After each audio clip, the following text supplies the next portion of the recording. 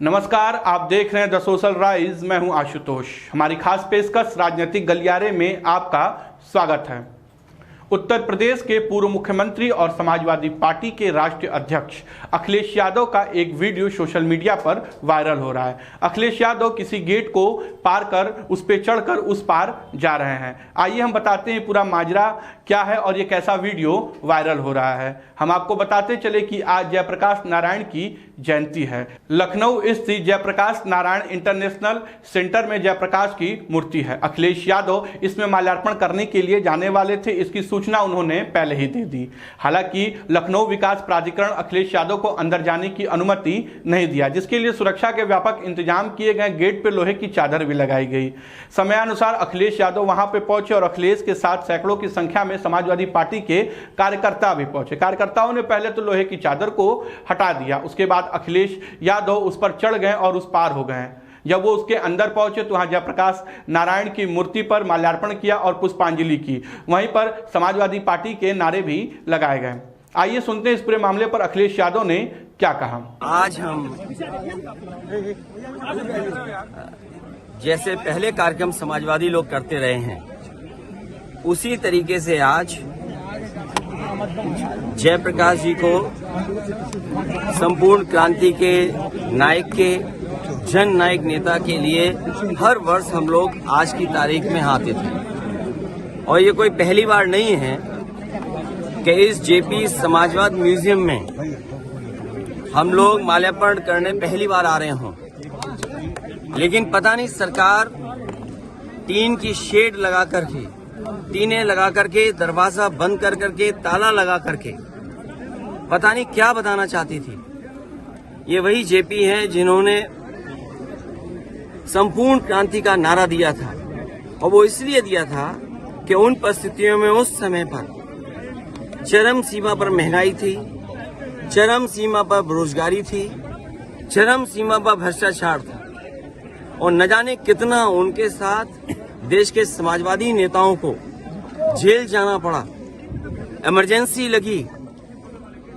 और जिस समय वो पीजीआई अस्पताल में थे, उस समय जो उन्होंने जेल डायरी लिखी, उसमें लिखा कि मैं कैसे सोच सकता हूं एक लोकतांत्रिक देश में इमरजेंसी लग जाएगी।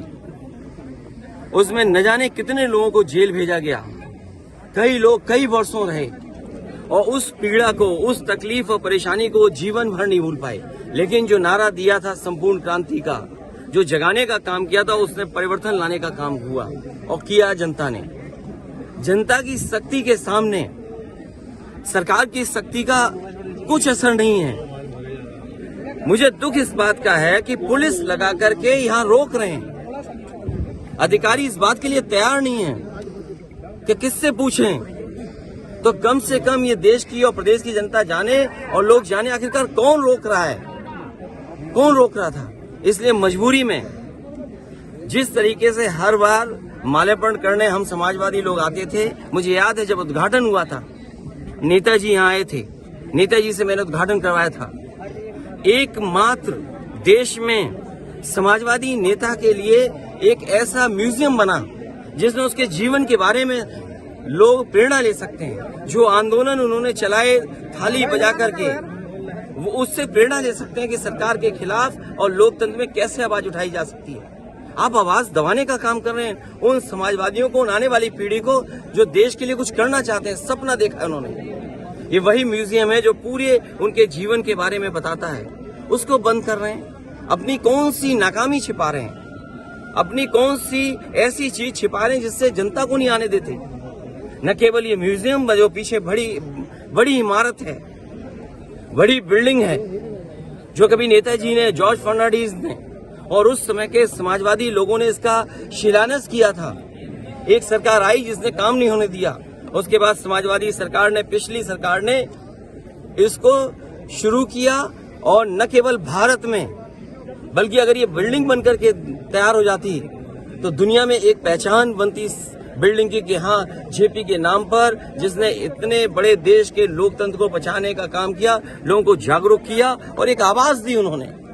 और मुझे लगता है कि देश की जनता को एक बार फिर इस सरकार की ताकत के खिलाफ लड़ना होगा और बिना जनता की शक्ति के लोकतंत्र, समाजवाद और सेकुलरिज्म बचने वाला नहीं।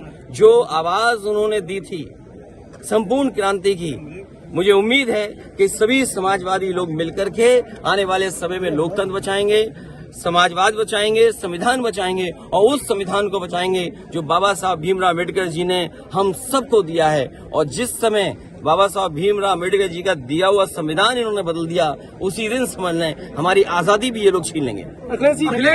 ऐसी खबरों के लिए देखते रहिए द सोशल राइज।